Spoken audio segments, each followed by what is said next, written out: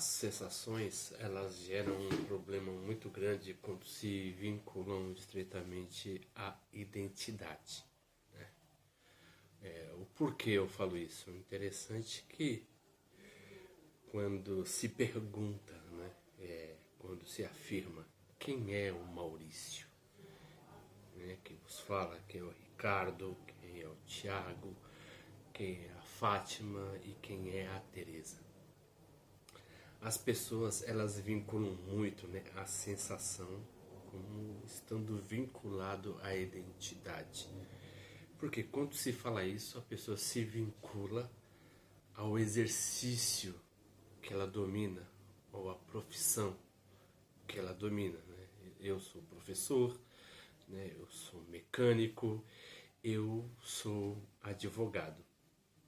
Interessante que as pessoas se vinculam à sensação de uma tal maneira que quando se perdem os cargos, de trabalho, as pessoas perdem a própria identidade, Então, esse é um problema muito grande, em que o ser humano, em que o homem moderno, em que o homem contemporâneo, ele vincula a sua identidade às suas sensações e com isso lhe dá uma característica de pessoalidade, Não, eu sou professor, mas e se eu perder o meu cargo de professor?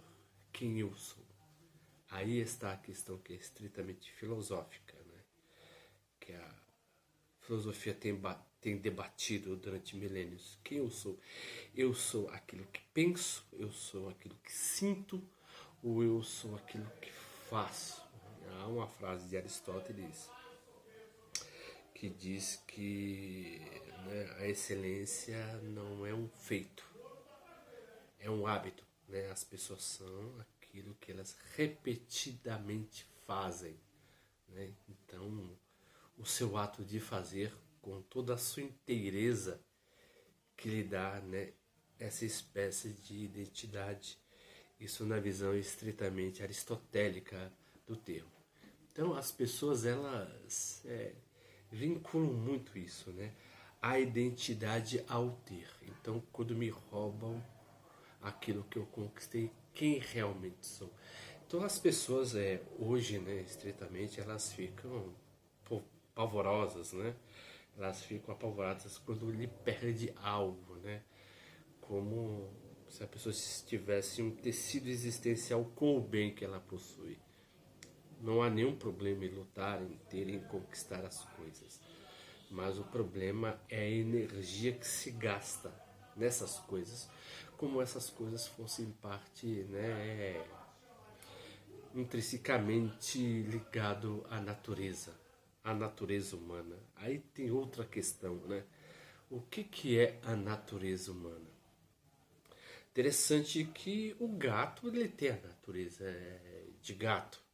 O cachorro tem a natureza de cachorro.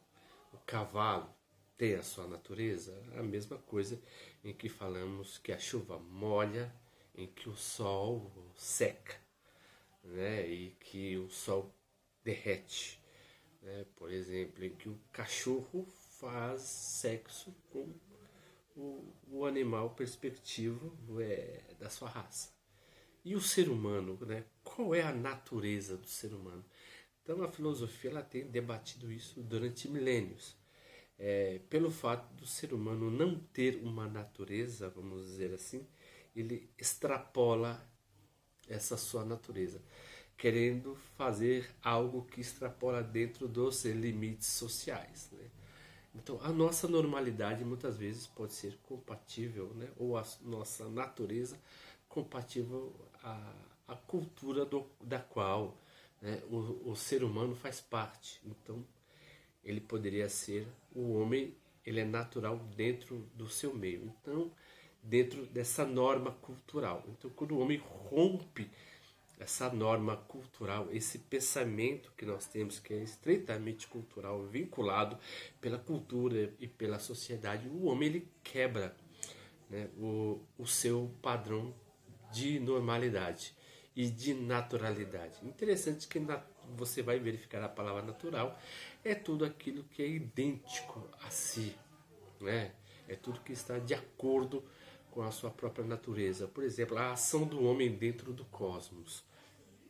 É o homem fazer aquilo que está composto de acordo com a sua própria natureza, vinculado ao seu dom. Né? Isso também é nessa visão estritamente aristotélica. Né?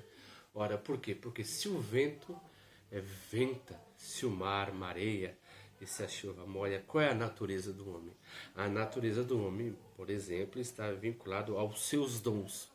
Qual é o seu dom? Seu dom é pintar? Então, né, você tem que exercer esse seu ofício de pintor. A sua função é ensinar, então o seu dom, a sua natureza está dentro desse ofício de ensinar. Então você está compreendendo uma ordem totalmente cosmológica, né? Você está agindo dentro de um cosmos programado pela natureza. Né? Dentro da visão aristotélica, você não pode fazer nada que contrapõe. Por exemplo, se eu sei pintar, né, e eu decido, por exemplo, fazer alguma coisa que extrapola ou que vai longe da minha natureza, que é ensinar, uma suposição, se eu sei pintar, eu estou cometendo um pecado contra o cosmos, né, na visão aristotélica, porque o homem tem que fazer aquilo em que a sua natureza o condicionou a fazer, dentro das suas possibilidades. Então, um homem que sabe ensinar, que ensine, né, o homem que sabe pintar, que pinte, o homem que sabe cantar, que cante, né, o homem que sabe entoar poesias, que entoe, o homem que sabe escrever livros, que escreva. Então, dentro dessa visão aristotélica, né, a natureza está o homem a agir dentro de um determinado cosmos, né, dentro de uma determinada ordem. É por isso que a palavra cosmos, que ela vem do grego, né, que vem de cosmético, né, ou seja, você dar beleza e dar ordem. Né? Quando você fala sobre cosmologia, né, o que é isso? É o estudo da ordem do cosmos, como o cosmos foi estruturado, né? Quando você fala sobre cosmético, né?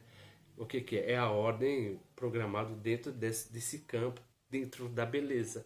Então, por exemplo, se o dom da mulher é ela maquiar, porque ela gosta tanto de se maquiar como maquiar as suas amigas, então a sua ordem, o seu ofício está dentro dessa lei natural.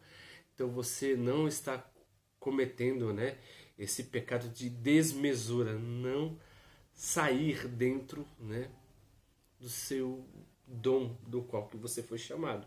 Uma outra coisa interessante é que o dom também ele pode evoluir, né, conforme o esforço. Né? Então, conforme a primeira frase que eu informei, né, o ser humano ele não é um feito, ele é um hábito, ele é aquilo que ele constantemente faz. Então, o homem vai melhorar a sua natureza, né? O seu chamado, o seu ofício, se trabalhar o seu talento dentro desse dom, né? E por isso que tem aquela frase de Píndaro, que é muito interessante, né? Que você vê na obra de Schelling, O Começo de Deus, né? Muito interessante essa obra, que ela fala bem assim no começo do livro: torna-te aquilo que és, né? Então, o que o ser humano é? O ser humano é, de acordo com a visão aristotélica, aquilo o que ele faz e aquilo que ele elabora dentro do seu próprio dom e do seu próprio chamado, sendo que o seu feito vai se tornando um hábito. Então o homem vai se construindo, vai se moldurando e vai se tornando o melhor de si naquilo que ele faz conforme a sua própria natureza.